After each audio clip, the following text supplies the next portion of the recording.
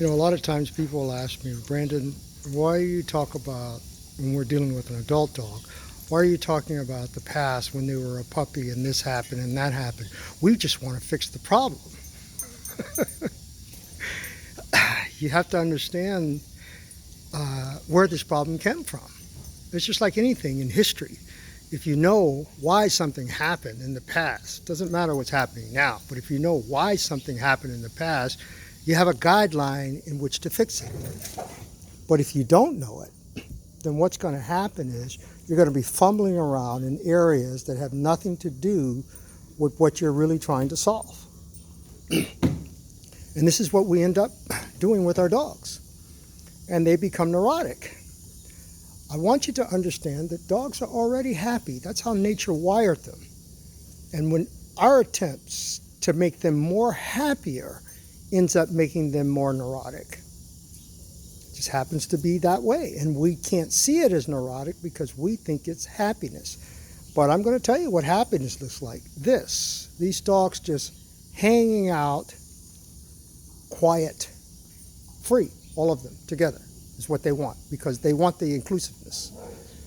But the territory that we create for them taps into the predatory nature side that says we must carve out pieces of territory for ourselves.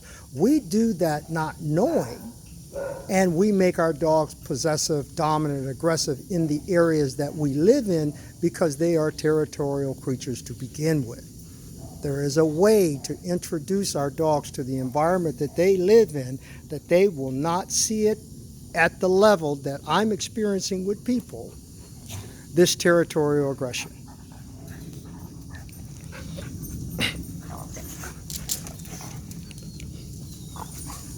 And this is just challenging each other.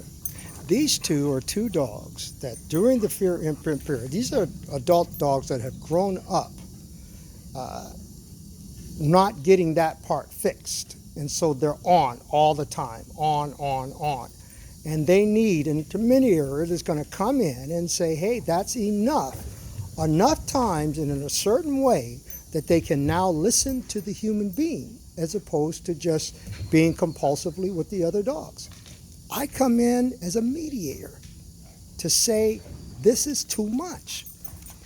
But these guys went through the fear imprint period, and what happened is they never got that check. And so they become adult dogs that are like this, that people find are very difficult to deal with. But I don't find it difficult. This is what I'm saying to you. I don't find it difficult because I know where this is coming from. And because I know where it's coming from, I know how to tap on the pulse of this thing to make it do what I want it to do. And I'm talking about the hormone that is laying within this dog that people try and use medication to fix. It is not a medication type of problem. It is a hormone, pheromone, testosterone type of problem that I have to be able to insert myself in at any moment to bring it back down. And it becomes a memory. Because what you're looking at, this is a memory of the past when they were young, when they were puppies, that this is what was happening. So if I can create another memory, put something in the place of what they learned, then we can do business. We can have this dialogue and communication. If I were to just move towards this breed, I'm not saying breed, but see these two dogs having a difficulty trying to find out who is more dominant than the other.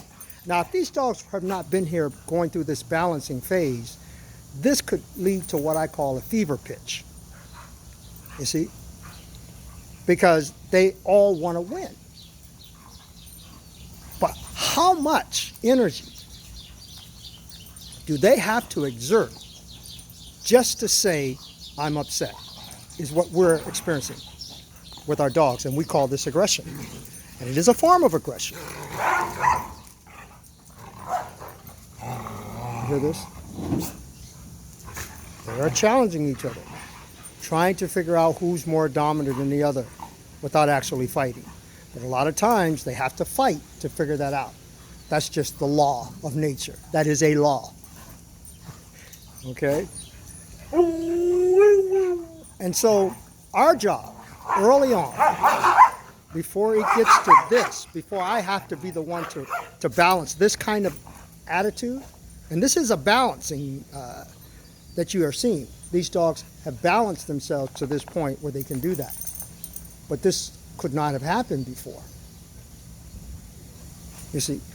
So I'm going to put something in the place of this over and over again so that I become the focal point.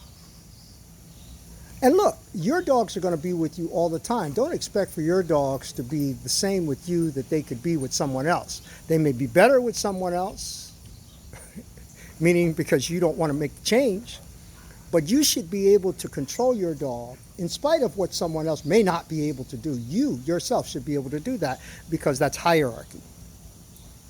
And this guy here has calmed down an extreme amount since he has come. We'll take a look at him.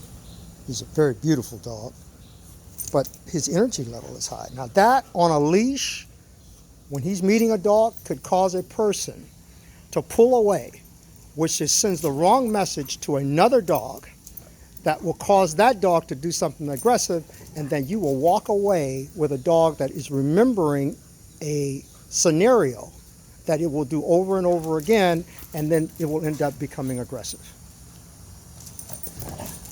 This cannot be done on a leash. If you try and do it, you see, you're going to be in trouble. Now, already they're balancing each other. It is a dominant thing that they are creating here, you see, because they're challenging each other. That's what I want you to pay attention to. This is two dogs trying to determine who is more dominant. This is just a way of life. It just happens to be that this particular dog does it a different way, that particular dog does it a different way, this particular dog does it a different way, but they're all doing the same thing with different levels and degrees of dominance. Okay? Now, they are connected. I'm showing you something here. Where this dog, this girl here, is more in tune to me, where this boy is not. So, let me tell you what's happening here. This girl is more mentally dominant. This guy is mentally and physically dominant.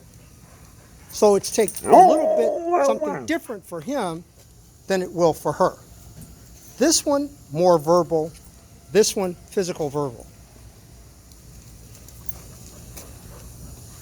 In order for them to get it right. So if you don't know that, then you will be doing something physical to a dog that you should be verbal, and something verbal to a dog that you should be physical. And then some dogs you have to do a little of both, and you have to know when. Are you talking to me? All right, so we'll continue.